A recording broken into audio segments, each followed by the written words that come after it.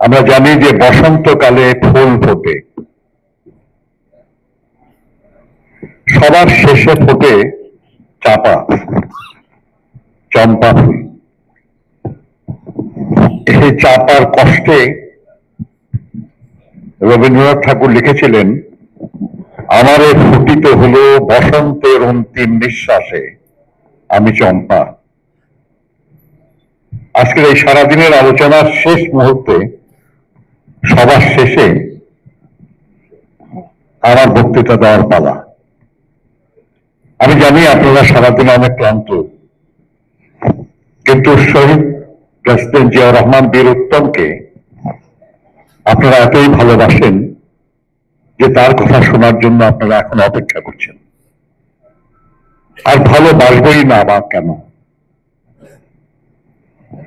সবচেয়ে বেশি ভালোবাসার মানুষ তো এই বাংলাদেশে তিনি, যিনি এই দেশটাকে, দেশের মানুষকে সবার চেয়ে বেশি ভালোবাসতেন। আর তিনি তো শহীদ প্রেসিডেন্ট জিয়াউর রহমান বীর উত্তম। বন্ধুরা আমার, আমরা প্রথম তার নাম শুনি 1971 সালের 25শে মার্চ,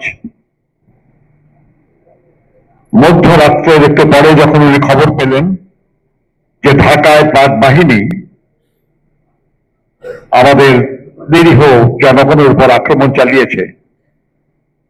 তখন তিনি তার জিপে বসা পাকিস্তানি সৈন্যদের অস্ত্র টেনে নিয়ে তাদের দিকে তাক করে বলেছিলেন, উই রিভল্ট, আমরা বিদ্রোহ করলাম। আমার মাতৃভূমির স্বাধীনতা সংগ্রামের, স্বাধীনতা লড়াইয়ের প্রথম বিদ্রোহী মেজর জিয়াউর রহমান, এবং তিনি প্রথম তার বাহিনীকে সুসংহত করে যুদ্ধ অবতীর্ণ হয়েছিলেন। উনি যখন তার বাহিনী নিয়ে সামান্য কিছু অস্ত্রশস্ত্র দায় নিয়ে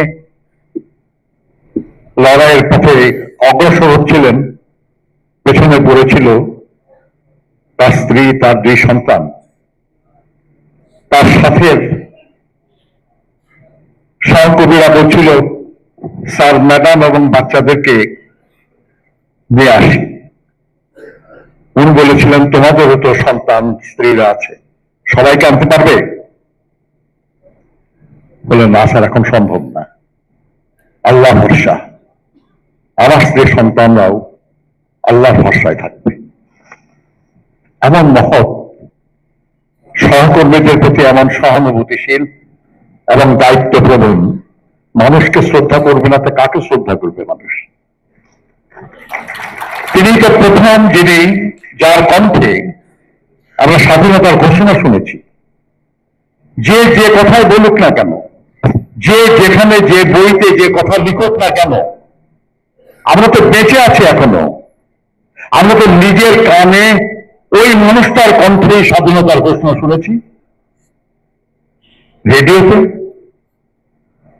আর কারো কণ্ঠে শুনি নাই।